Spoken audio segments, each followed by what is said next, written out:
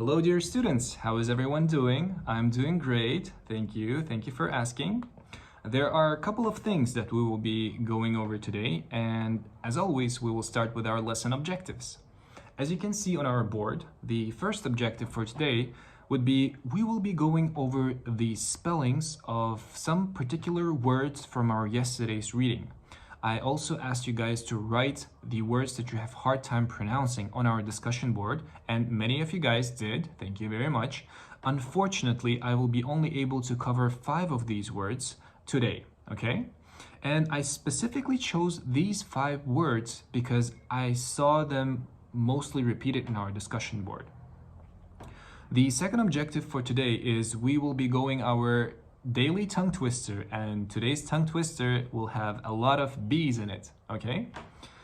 Last but not least, I promised that today we will be watching a TED Talk, and I hope you guys are really excited for the TED Talk. And the theme of the TED Talk is procrastination, or how not to procrastinate. Finally, yesterday we touched upon a specific note-taking style called the Cornell. And today, before watching the video, I will go more into details. I want you to use this specific note-taking style while you'll be watching the video, okay? Awesome.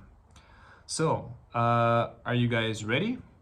If you guys have any questions, please raise your hands. No questions? Awesome. I was surprised to see this word, but it came up so many times, so I had to review it. The word is little. I'm not sure what's the hard part of the pronunciation of the word. I assume it's the last portion of the word, little, okay? So pronounce it with me, little, little, little, okay? So I know that you guys know it means small. The easiest way that you can remember how to pronounce this word is with the word brittle, okay? So little and brittle, they're very similar in pronunciation. The second word was catastrophic. I assume it's the last portion that was hard to pronounce, catastrophic. The P-H-I-C, which we read as thick, catastrophic. The meaning of this word is involving or causing sudden great damage or suffering. Another way to remember the spelling or the pronunciation of this word would be remembering the word philosophic. Catastrophic and philosophic are very similar in sounding, so catastrophic, okay? Another word was alter. Alter basically means change in character or composition, typically in a comparatively small but significant way. So altered state of mind, for example. I'm not sure if you watched a Netflix series called Breaking Bad. There is a main character whose name is Walter White. Right? So alter and Walter, very similar in pronunciation. I guess you didn't know whether it was like an or a, alter, you know, so just remember Walter and you will remember alter. Amazing. The next word is exclamation. Exclamation is opposite of a question mark. You can say exclamation mark. So it's like a sudden cry or remark expressing surprise or strong emotions or pain at times. Another way of remembering the pronunciation of this word would probably be like hesitation, exclamation, hesitation, shin, okay? Finally, this word is a big one and it's quite interesting to pronounce it. It is onomatopoeia. Onomatopoeia refers to words that sound like their meaning, okay?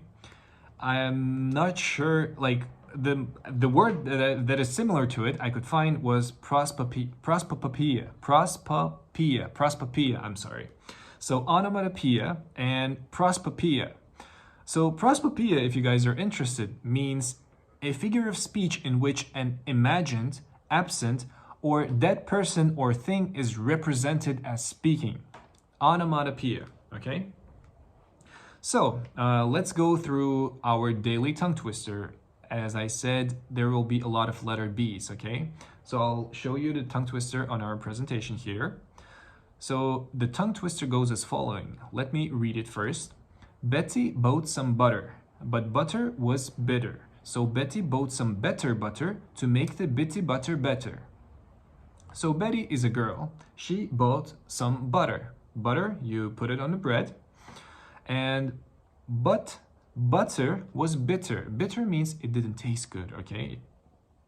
So Betty, the girl, bought better butter to make the bitty butter better. Does anybody wants to try? Okay. That is very good. So I will ask you to repeat this couple of times, read it on your own at home. And tomorrow, 4 students will come to the board and say this tongue twister, okay? Awesome. So finally, last but not least, as I said, we will be going over the Cornell note-taking style right here.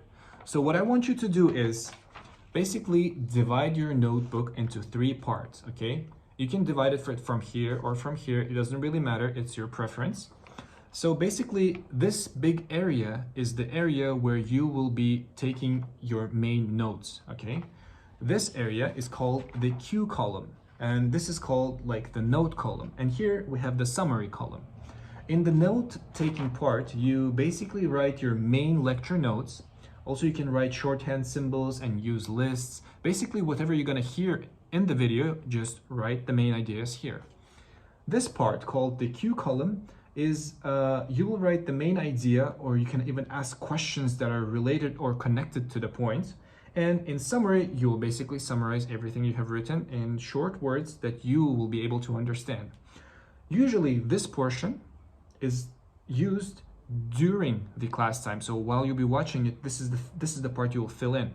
So this portion is filled after the class, okay? So maybe you might have some questions or anything, you fill up this part after the class. The summary section is also filled up after the class and during the review, okay? Do you guys have any questions? No questions? Awesome. So now we will begin with the video, and after the video, I will also collect your notes just to check. So please guys, take out your pencils and notebooks and we will begin.